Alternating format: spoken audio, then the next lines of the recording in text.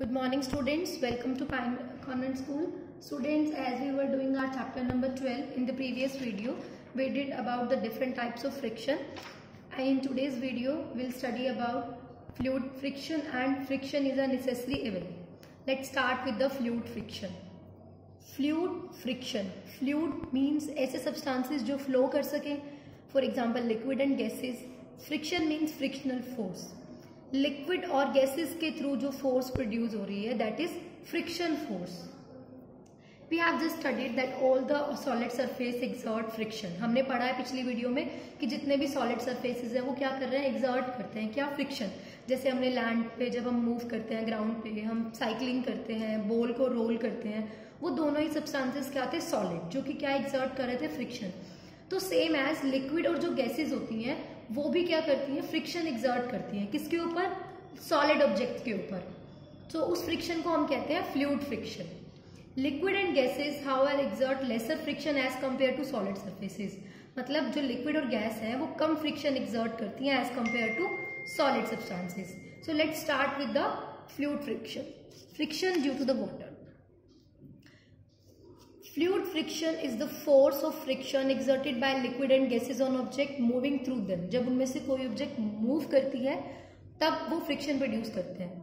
Fluid friction depends on the speed of the object. किस object की speed कितनी है, shape of the object, object की shape कैसी है, and the nature of the fluid, fluid का नेचर कैसा है उस पर डिपेंड करता है. For example, birds fly in the air have streamline body to reduce fluid friction. जो बर्ड्स होती हैं वो फ्लाई करती हैं एयर में, तो वो क्या कम करती है, उनकी बॉडी कैसी होती है, स्ट्रीमलाइन शेप बॉडी होती है, टू रिड्यूस फ्लूइड फ्रिक्शन, जो कि क्या कर सकती है, फ्लूइड फ्रिक्शन को कम करती है, जिसकी वजह से जो बर्ड है वो आगे की तरफ मूव करता रहता है. और स्ट्रीमलाइन बॉडी का मतलब होता है एक प्रॉपर वी शेप होना, जैसे एरोप्लेन की शेप होती है, फिशेस की शेप है, बर्ड्स की जो शेप है वैसे. Fishes lives in water have streamline body to reduce fluid friction. Fishes की बॉडी भी कैसी होती है, स्ट्रीमलाइन बॉडी होती है, वो भी क्या करती है, फ्लूइड फ्रिक्शन को रिड्यूस करते हुए आगे की तरफ बढ़ जाती है. Same as aeroplane and spacecraft have streamline body to reduce fluid friction. और एरोप्लेन और स्पेस क्राफ्ट होते हैं, उनकी बॉडी भी कैसी है, स्ट्रीमलाइन बॉडी होती है. स्ट्रीमलाइन शेप की हम बात करते हैं, हमने जहां इन तीनों एग्जाम्पल्स में स्ट्रीमलाइन बॉडी के बारे में पढ़ा, तो स्ट्रीमलाइन बॉडी होती कैसी है, the special shape of a body और an object around which fluid can flow offering minimum friction. एक ऐसी स्पेशल बॉडी जो मूव करती जाए, कहां से, फ्लूइड से, मतलब लिक्विड और एयर से मूव करती जाए, कैसे, फ्रिक्शन को धीरे धीरे कम करते हुए, उसे हम क्या कहते हैं, स्ट्रीमलाइन शेप, जिसके कारण क्या हो जाता है, फ्रिक्शन लेस हो जाता है. तो हमने यहाँ पढ़ा है friction due to the water and friction due to the air, दोनों हो गया हमारा. सो आई होप आपको समझ में आ गया होगा, और ये टॉपिक आप अच्छे से अपनी बुक से भी पढ़ सकते हैं from page number 172 and 173. Our next topic is friction is a necessary evil. Friction is a necessary evil क्यों है? Because as we know, friction के बिना कुछ हमारी जो मशीन्स हैं हम चल नहीं पाते हैं, मशीन्स भी नहीं मूव कर पाएंगी, हम लोग जो ग्राउंड पे है वो भी नहीं मूव कर सकते, कोई भी सब्सटेंस इधर से उधर नहीं हो सकता, मतलब मूवमेंट पॉसिबल नहीं है किसी भी सब्सटेंस की विदाउट फ्रिक्शन. और फ्रिक्शन इज अ एविल क्यों है, क्योंकि जब फ्रिक्शन होता है तो वो क्या होता है, वेयर एंड टियर कोज करता है, मशीन के पार्ट्स को खराब कर देता है. फॉर एग्जांपल, जब हम ग्राउंड पे चलते हैं तो फ्रिक्शन की वजह से हमारे शूज की सोल बिल्कुल खराब हो जाती है, ठीक है. व्हीकल्स के टायर हैं वो धीरे धीरे घिस जाते हैं, खराब हो जाते हैं. तो इसीलिए फ्रिक्शन को क्या बोला गया, नेसेसरी एविल, क्योंकि इसका हमारी लाइफ में इंपॉर्टेंट रोल भी है और ये हार्मफुल भी है, मतलब बैड इफेक्ट भी है और गुड इफेक्ट भी है. So let's start with the advantages of friction. Friction is a necessity, मतलब जरूरी क्यों है फ्रिक्शन हमारे लिए. Friction help us to walk, as we already discuss, कि फ्रिक्शन की वजह से ही हम लोग चल पाते हैं, बिकॉज हमारे फीट और ग्राउंड के बीच में फ्रिक्शन होता है, जिस वजह से हम लोग वॉक कर पाते हैं. अगर फ्रिक्शन रिड्यूस हो जाए, जैसे मैंने आपको बनाना पील का एग्जाम्पल दिया था, फ्रिक्शन अगर रिड्यूस हो जाए ग्राउंड और हमारे फीट के बीच में, तो हम लोग मूव नहीं करते, हम लोग क्या कर जाते हैं, स्लिप कर जाते हैं. Next, movement of vehicles. जो व्हीकल्स होते हैं ग्राउंड पे जो मूव करते हैं वो भी किसके थ्रू मूव करते हैं, फ्रिक्शन की वजह से.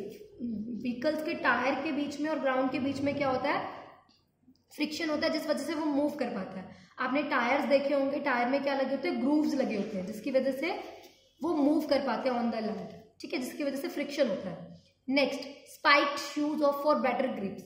जो हमारे शूज होते हैं उनके नीचे ग्रिप्स लगी होती है, स्पाइक लगे होते हैं तीखे तीखे से, जिसकी वजह से वो बेटर ग्रिप बना पाते हैं। और हम आपने देखा भी होगा कि जब हम नए नए शूज लाते हैं तो बहुत अच्छे से हम उन पे चल पाते हैं, बट धीरे धीरे जैसे जैसे हम शूज को यूज करते हैं, जो उनका नीचे वाला जो सोल है, उनके जो स्पाइक्स है वो धीरे धीरे घिस जाते हैं, रिड्यूस हो जाते हैं, और उसके बाद उन शूज से हम कई बार स्लिप भी कर जाते हैं। तो इट मीन्स क्या हो गया, फ्रिक्शन क्या है, रिड्यूस हो गया। Next is the writing work. हम लोग, मैंने आपको पहले भी एग्जांपल दिया था कि हम लोग राइट जो कर पाते हैं पेपर पे, वो किसकी वजह से राइट कर पा रहे हो आप, फ्रिक्शन की वजह से राइट कर पा रहे हो। अगर हमारे पेन की जो निब है वो टूट जाए तो हम लोग नहीं लिख पाते हैं, क्योंकि उनके बीच में क्या होता है, फ्रिक्शन ज्यादा हो जाता है। पेन की निब अगर टूट जाएगी तो क्या होगा, उसका सरफेस रफ हो जाएगा, जितना ज्यादा रफ सरफेस होगा उतना ज्यादा क्या हो जाएगा, फ्रिक्शन ज्यादा। तो इस वजह से हम लोग राइट नहीं कर पाते हैं। Next is the application of brakes. जो व्हीकल्स में ब्रेक्स होता है वो भी फ्रिक्शन की वजह से यूज होते हैं। ब्रेक लगाते एकदम हमारी जो बाइक है या हमारा जो भी व्हीकल है एकदम से रुक जाता है, बिकॉज फ्रिक्शन का लेवल बहुत हाई हो जाता है। Next, lightning of a match stick. हम जब एक मैच बॉक्स लेके मैच स्टिक को जलाते हैं, वो भी फ्रिक्शन की वजह से ही। तो हम क्या करते हैं, एक मैच स्टिक को लेके मैच बॉक्स पे रब करते हैं और उसका सरफेस रफ होता है, जिस वजह से क्या होता है, फ्रिक्शन की वजह से वो लाइटनिंग प्रोड्यूस हो जाती है। So these are the examples which prove friction is a necessity. Friction हमारे लिए जरूरी है। After that, let's understand how friction is an evil. कैसे वो evil है हमारे लिए। Number 1, damage to the machines. Machines को डैमेज कर देता है। कैसे, जब मशीन्स के पार्ट एक दूसरे से रब करते हैं तो धीरे धीरे क्या होता है, उनमें जब उनमें फ्रिक्शन प्रोड्यूस होता है रब करने के लिए, तो वो हीट भी प्रोड्यूस करते हैं। हीट प्रोड्यूस करने की वजह से क्या होता है, धीरे धीरे जो मशीन के पार्ट्स हैं वो डैमेज होने लग जाते हैं। सो इस तरीके से फ्रिक्शन की वजह से ही क्या हो गया, मशीन हमारी डैमेज हो गई। तो फर्स्ट ये प्रूव हो गया disadvantage, bad effect. Next is the wear and tear. जैसे कि मैंने आपको एग्जांपल बताया था मूवमेंट ऑफ व्हीकल्स का, कि व्हीकल्स चल पा रहे हैं फ्रिक्शन की वजह से ही। तो सेम एज जब व्हीकल्स मतलब जो टायर्स हैं जब ग्राउंड पे चलते हैं कॉन्टिन्यूस, तो जो उनके ग्रूव्स हैं वो क्या हो जाते हैं, बिल्कुल खत्म हो जाते हैं, धीरे धीरे रिड्यूस हो जाते हैं, जिस वजह से क्या होता है, टायर घिस जाता है और उसकी जो लाइफ है वो क्या हो जाती है, रिड्यूस हो जाती है। सो दिस इज, ये समझ आ गया होगा आपको वियर एंड टियर कैसे होता है। Next is the loss of energy. Friction always oppose the relative motion. As we know friction क्या करता है, अपोज करता है। हम आगे की तरफ चलते हैं तो फ्रिक्शन हमें बैकवर्ड पुश करता है। तो इस वजह से क्या होता है, लॉस ऑफ एनर्जी। अगर मुझे आगे की तरफ ज्यादा मूव करना है, मैं अगर चाह रही हूँ जल्दी मुझे भागना है, तो मुझे क्या करना पड़ेगा, फ्रिक्शन के कंपैरिजन में ज्यादा मोशन प्रोड्यूस करना पड़ेगा, जिसकी वजह से क्या होगा, मेरी एनर्जी बहुत ज्यादा लगने वाली है। तो इससे क्या हो रहा है, लॉस ऑफ एनर्जी हो रहा है। Next, reduce the efficiency of machine. Machine की जो एफिशिएंसी है वो भी क्या हो जाती है, रिड्यूस हो जाती है। Some of the force applied to run a machine is wasted in overcoming the friction. जो हम फोर्स लगा रहे हैं अपनी मशीन को चलाने में, आधी फोर्स तो हमारी वेस्ट हो जाती है। किस लिए वेस्ट हो रही है, सिर्फ फ्रिक्शन को कम करने के लिए। वो जो फोर्स है मशीन को चलाने में यूज नहीं हो रही, वो किस लिए यूज हो रही है, फ्रिक्शन को कम करने में। तो ऐसे क्या हो रहा है, हमारी एफिशिएंसी ऑफ मशीन है वो धीरे धीरे क्या होती जा रही है, कम होती जा रही है। सो these are the examples which prove friction is an evil. Our next topic is, जिसे हमारा जो फ्रिक्शन है इसको हम कम या ज्यादा भी कर सकते हैं। फिर फ्रिक्शन को आप कैसे इंक्रीज कर सकते हो और डिक्रीज कर सकते हो। Different ways to increase and decrease the friction. Friction को कम और ज्यादा करने के डिफरेंट वेज है। Let's start with the ways of increasing friction, कि हम फ्रिक्शन को इंक्रीज कर कैसे सकते हैं। Number 1, by making the surface rough surface create करके। जितना ज्यादा रफ सरफेस होगा, एज वी नो फ्रिक्शन उतना ज्यादा होगा। ठीक है, for example the surface of the head of a matchstick and the side of the matchbox are made rough. उन दोनों को हम क्या करते हैं, बहुत ज्यादा रफ कर दें तो क्या होगा, friction to produce more heat. Friction क्या करेगा, ज्यादा हीट प्रोड्यूस करेगा और जो मैच स्टिक है वो इजीली लाइट अप हो जाएगी। अगर हम मैच स्टिक और मैच बॉक्स के सरफेस को स्मूथ कर देंगे तो हमारी जो मैच स्टिक है वो लाइट अप कर ही नहीं पाएगी। तो कैसे कर सकते हैं हम, एक तो सरफेस को रफ करके, सेकंड बाय मेकिंग ग्रूव्स बना के। जैसे हमने बताया था टायर जो है हमारे बाइसाइकिल्स के, कार, बसेस एक्सेट्रास के, इन पे क्या क्रिएट करके, ग्रूव्स क्रिएट करके भी हम क्या कर सकते हैं, फ्रिक्शन को इंक्रीज कर सकते हैं। Look at this picture. आप इस पिक्चर में देख सकते हैं ये टायर है हमारा इस मतलब व्हीकल का, उसमें क्या होता है ऐसे ऐसे मार्क्स दिखाई देते हैं, ये क्या है ग्रूव्स है। इन ग्रूव्स की वजह से क्या होता है रफनेस प्रोड्यूस होती है, जिसकी वजह से क्या हो जाता है फ्रिक्शन इंक्रीज हो जाता है। So these are the ways of increasing friction. Now understand the ways of reducing friction. Friction को रिड्यूस करने के सबसे पहला मेथड है बाय लुब्रिकेटिंग। लुब्रिकेटिंग का मतलब होता है the substance which reduce frictions, जो फ्रिक्शंस को रिड्यूस कर देते हैं ऐसे सब्सटेंसेस को बोलते हैं हम lubricant, like oil and grease. जैसे मैंने आपको बनाना पील का एग्जांपल दिया था, वो भी हमारे सरफेस को स्मूथ कर रहा था, लुब्रिकेट कर रहा था एक तरीके से। तो क्या हो रहा था फ्रिक्शन रिड्यूस हो रहा था और हम लोग स्लिप कर रहे थे।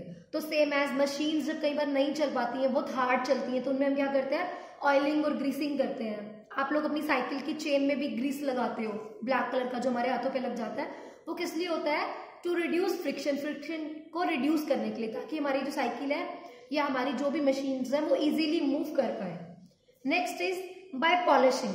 सरफेस को पॉलिश करके भी हम क्या कर सकते हैं फ्रिक्शन को रिड्यूस कर सकते हैं। When the surface are highly polished, उसको बहुत अच्छे तरीके से पॉलिश किया जाए in the forms of hills और वेलीज में, तो जो सरफेस है वो कवर हो जाएगा। कैसे? मेकिंग देम स्मूदर, उसको स्मूथ बना देगा किसी भी ऑब्जेक्ट के सरफेस को अगर हम उस पर पॉलिश करेंगे। और जैसे ही सरफेस स्मूथ होगा तो क्या हो जाएगा फ्रिक्शन रिड्यूस हो जाएगा। Next is by streamlining. Streamlining अभी जैसे हमने डिस्कस किया था फ्लूइड फ्रिक्शन में कि फिशेज और क्या कहते हैं बर्ड्स, एरोप्लेन्स की शेप कैसी थी, स्ट्रीमलाइन बॉडी थी, जिसकी वजह से क्या कर रहे थे वो फ्लूइड फ्रिक्शन को रिड्यूस करते हुए आगे की तरफ मूव कर रहे थे। तो बाय स्ट्रीमलाइनिंग से कैसे, अगर हम ऑब्जेक्ट्स की शेप्स ही ऐसे क्रिएट कर दें जो फ्रिक्शन को रिड्यूस कर दे, उसकी वजह से भी क्या हो जाएगा फ्रिक्शन इजीली रिड्यूस होता जाएगा। And next is by using roller and wheels. As we already discussed about in the previous video, sliding friction is more than the rolling friction. तो अगर एक चीज मतलब एक सरफेस स्लाइड होगा उसको मूव कराने में मुश्किल होगी, बिकॉज वहां पे फ्रिक्शन ज्यादा होगा एज कंपेयर टू अगर एक सरफेस रोलर की फॉर्म में होगा तो वहां पे फ्रिक्शन कम क्रिएट होता है। तो सेम एज जैसे कि हमारे जो सूटकेसेस वगैरह होते हैं उन्हें हमें पुल करना बहुत टफ होता है अगर उनका सरफेस स्लाइड हो, मतलब सरफेस नॉर्मल स्मूथ हो, इक्वल सरफेस हो। उसी के प्लेसेस पे अगर वहां पे क्या हो रोलर्स या व्हील्स का यूज किया हो तो हम उसे इजीली पुल कर सकते हैं। तो बाय रोलर और व्हील्स यूज करने की वजह से भी क्या हो जाता है फ्रिक्शन रिड्यूस हो जाता है और जो भी ऑब्जेक्ट्स हैं वो इजीली मूव कर सकती है। So these are the 4 ways of reducing friction and our last way to reducing friction is by using ball bearing. Ball bearing क्या होता है? Ball bearing is a hollow circular device containing small metal balls which are fitted around the moving part of a machine. Ball bearing एक खाली circular device होता है जिसके अंदर क्या होती है स्मॉल मेटल बॉल्स होती हैं जो कहाँ फिट होती है around the moving part of a machine, machine के मूविंग पार्ट में फिक्स होती है। फॉर एग्जाम्पल जैसे हमारी जो स्टिचिंग वाली मशीन होती है उसका जो गोल चक्कर होता है जिसको हम मूव करता है एक्सेल, उसके अंदर क्या फिक्स होती है बॉल बेयरिंग। व्हीकल्स के जो टायर होते हैं उनके बीच में जो एक्सेल फिक्स होता है, आप इस पिक्चर में देख सकते हैं एक्सेल जो फिक्स होता है उसके बीच में भी क्या होती है ये राउंड मेटल बॉल्स, इसको हम बोलते हैं बॉल बेयरिंग। ठीक है, ball bearing reduce the friction by converting sliding friction into the rolling friction. जहां पे बॉल बेयरिंग फिक्स होती है वो क्या करती है स्लाइडिंग फ्रिक्शन को किस में चेंज कर देती है रोलिंग फ्रिक्शन में। और as we know rolling friction sliding friction के कंपैरिजन में कम होता है, तो धीरे धीरे इस तरीके से फ्रिक्शन क्या हो जाता है रिड्यूस हो जाता है। For example, when the axle of a machine is fitted with the ball bearing rotates, जब वो रोटेट करता है एक्सेल तो उसके अंदर जो ये मेटल बोल्स हैं ये भी रोटेट करती है और मेटल बोल्स के रोल करने की वजह से फ्रिक्शन क्या होता जाता है धीरे धीरे रिड्यूस हो जाता है। और ये जो बॉल बेयरिंग्स हैं ये फ्री व्हील्स ऑफ बाइसिकल्स में यूज होती हैं, एक्सेल्स ऑफ कार्स में यूज होती हैं, shafts of motors, many other machine to reduce friction. तो student these are the ways to reducing friction और increasing friction. Here our chapter is completed. Please watch the video carefully. Thank you and have a nice day.